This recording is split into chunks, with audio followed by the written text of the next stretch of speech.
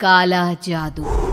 अपने बेटे रिशु के माथे से टपकते हुए पसीने को देखकर सविता की हालत खराब हो गई। ऐसा आज पहली बार नहीं हुआ जब रिशु नींद से घबरा कर जागा है। हाय मेरा बच्चा, न जाने किसकी नजर लग गई है तुझे। जब से मेरे बच्चे ने 10वीं के एग्जाम में स्कूल टॉप किया है तब से रोज बुरे बुरे सपने आने लगे हैं। हाँ माँ, मैंने आज फिर से एक काले साए को देखा। वो यहीं मेरी आंखों के सामने खड़ा था। माँ मुझे बचा लो माँ। वो मुझसे कह रहा था कि मुझसे बदला लेगा। माँ कहीं ये प्रशांत। चुप कर, कैसी बात कर रहा है? दोबारा उसका नाम मत लेना। तुझे पता है ना, उस प्रशांत ने आत्महत्या कर ली। तो बार बार उसका नाम मत लिया कर। मम्मी, क्या सच में प्रशांत ने आत्महत्या की थी? चुप कर, बहुत सवाल पूछता है आजकल। और फिर रात के वक्त सविता के पूरे घर में एक अजीब सा काला धुआं छाने लगा। गहरी नींद में सोई सविता की जैसे ही आंख खुली उसका दम घुटने लगा। वो दौड़कर रिशु के रूम की तरफ गई जहां उसके दरवाजे पर घूमती एक काली परछाई देख वो बुरी तरह से घबरा गई। कौन है वहाँ? कौन है? सामने आओ। ये मैं हूँ, तुम्हारी काली करतूत।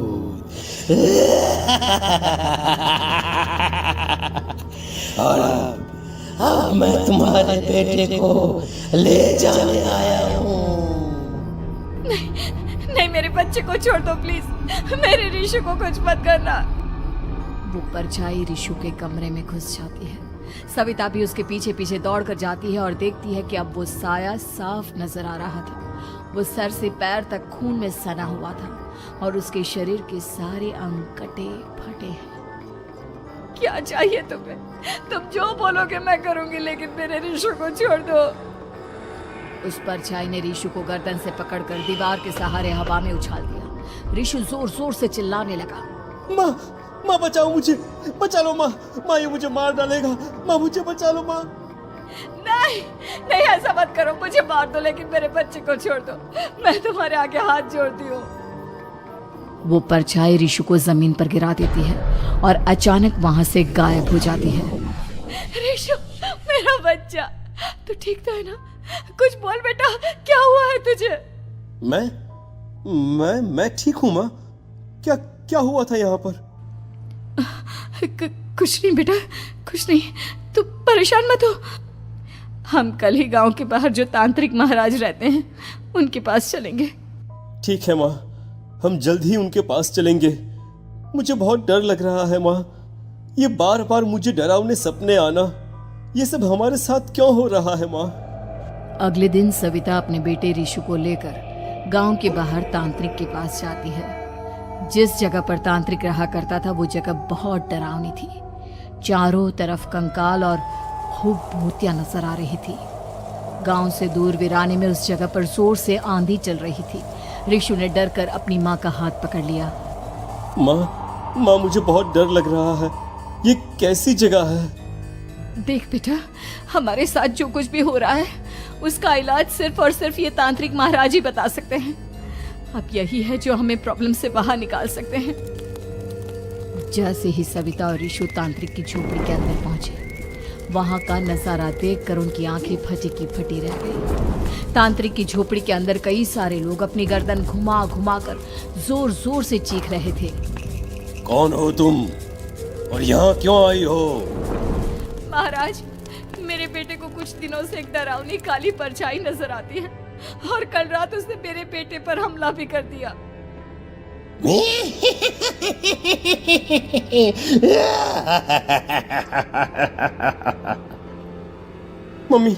मम्मी हमें यहाँ से चलना चाहिए। ये जगह मुझे ठीक नहीं लगती। नहीं बेटा, ऐसा नहीं कहते। रुक जाओ, 2 मिनट के लिए रुक जाओ। क्या कहा? काली परछाई? तुम्हारे बेटे पर किसी काली परछाई ने हमला किया?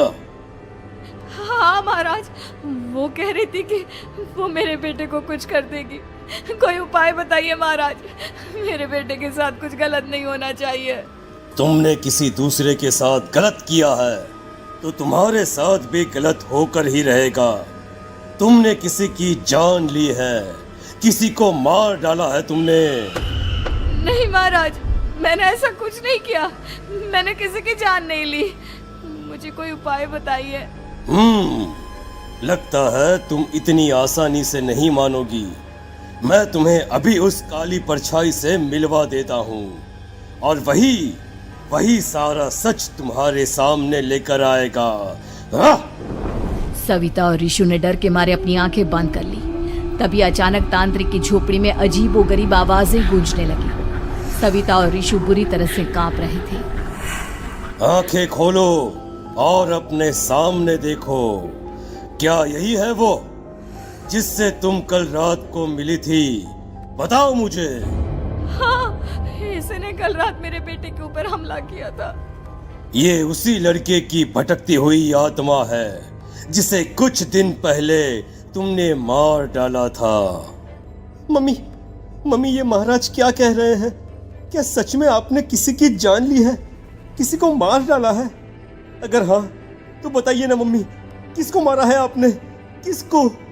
तुम्हारी माँ इतनी आसानी से सच नहीं बताएगी बेटा। इसने एक बच्चे की जान ली है। कहीं उसका नाम प्रशांत तो नहीं महाराज? वो मेरा दोस्त है, मेरा मतलब मेरा पड़ोसी है। सही पहचाना। देखा सविता, तुम्हारा खुद का बेटा भी जानता है कि तुमने किसी के प्राणों की बलि चढ़ा दी और इसीलिए अब उसकी बुरी आत्मा तुम्हारे घर में भटकती है। मुझे माफ कर दीजिए महाराज, मुझसे बहुत बड़ी गलती हो गई। प्रशांत हमारे पड़ोसी का बेटा था। हर बार उसके नंबर मेरे बेटे से ज्यादा आते थे और इसलिए मैंने उसके कमरे के बाहर काला जादू किया था, पर मुझे नहीं पता था कि वो मर जाएगा। तुम्हारे उसी काले जादू वाली गुड़िया के अंदर एक बुरी आत्मा थी जिसने उस बच्चे के दिमाग पर बुरा असर कर दिया और उसी की वजह से उस लड़के ने अपनी बालकनी से कूदकर आत्महत्या कर ली। इसकी वजह सिर्फ और सिर्फ तुम हो, तुम। नहीं महाराज, जो कुछ भी हुआ मुझे नहीं पता था कि प्रशांत अपनी जान दे देगा। प्रशांत की आत्मा इस वक्त तुम्हारे सामने खड़ी है, हमसे बात करना चाहती है। बोलो क्या कहना चाहते हो? मैं जीना चाहता था, बड़ा होकर कुछ बनना चाहता था। आपके बेटे से मुझे कोई परेशानी नहीं थी। अरे वो तो मेरा अच्छा दोस्त था। मुझे माफ कर दो बेटा, मुझसे बहुत बड़ी गलती हो गई, मुझे माफ कर दो। माफ करने से मुझे वापस जिंदगी नहीं मिल जाएगी। मेरे माँ बाप आज भी मेरे लिए रोते हैं। आपने मेरे साथ बहुत गलत किया है, बहुत गलत। और तभी अचानक प्रशांत की आत्मा वहां से गायब हो जाती है। सविता जोर जोर से रोने लगती है। सुन लिया तुमने? ये तुम्हारे अपने ही किए हुए पाप हैं जो इस तरह से तुम्हारे सामने आ रहे हैं। माँ, ये आपने अच्छा नहीं किया। सिर्फ 10th बोर्ड के एग्जाम में मैं टॉप कर पाऊँ इसीलिए आपने मेरे दोस्त के ऊपर काला जादू कर दिया। नहीं मम्मी नहीं, अब हम कभी खुश नहीं रह पाएंगे, कभी नहीं। मेरे दोस्त की आत्मा को कभी शांति नहीं मिलेगी मम्मी, कभी नहीं। लेकिन मैंने जो कुछ भी किया सिर्फ तुम्हारे लिए किया।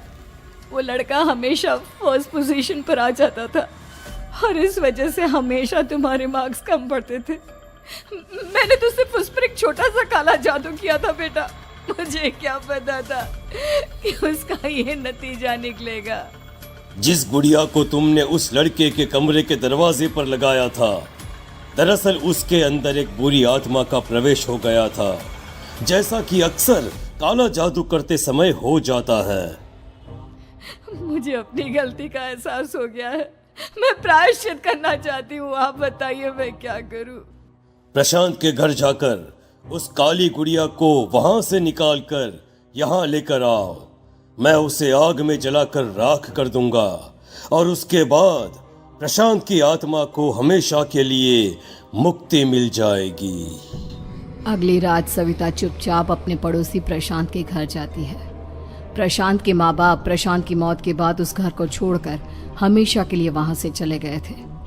जैसे ही सविता उस घर के अंदर कदम रखती है, उसका सामना अजीबोगरीब हैवानियत से भरी आवाजों से होने लगता है। ऐसा लग रहा था जैसे कोई बुरी तरह से चीख रहा हो। सविता जैसे ही प्रशांत के कमरे के बाहर पहुंचती है, वहां पर लटकी हुई गुड़िया के शरीर से खून टपकने लगता है। ये क्या हो रहा है? इस गुड़िया के शरीर से खून क्यों टपक रहा है? सविता हिम्मत करते हुए उस गुड़िया को वहां से उतारने की कोशिश करती है, लेकिन तभी अचानक से बहुत भयानक दिखने वाली औरत उसकी आंखों के सामने आकर खड़ी हो जाती है। मैं यहाँ से कहीं नहीं जाऊंगी, और अगर तूने मुझे यहाँ से हटाने की कोशिश की तो मार डालूंगी मैं तुझे। नहीं नहीं, मुझे तुम्हें यहाँ से ले जाना ही होगा, नहीं तो मेरा बेटा, उसकी जान को खतरा है। मैं तुम्हें नहीं छोड़ सकती। अगर तुम्हारे अंदर हिम्मत है तो मुझे इस घर से बाहर ले जाकर दिखाओ। और ऐसा कहकर वो औरत सविता के ऊपर हमला कर देती है और उसे हवा में उछाल उछाल कर जमीन पर पटकती है। लेकिन तभी अचानक मौका देखकर सविता अपने हाथ में ली हुई सुई उसके हाथ में चुभो देती है। हाथ में सुई लगते ही वो औरत जमीन पर तड़पने लगती है। ये क्या किया तूने? ये क्या कर दिया? तुझे ऐसा नहीं करना चाहिए था। तांत्रिक ने मुझे कहा था कि तुझसे जीतने का सिर्फ यही एक तरीका है जिससे मैं अपने पापों का प्रायश्चित कर सकती हूँ और अपने बेटे की जान बचा सकती हूँ।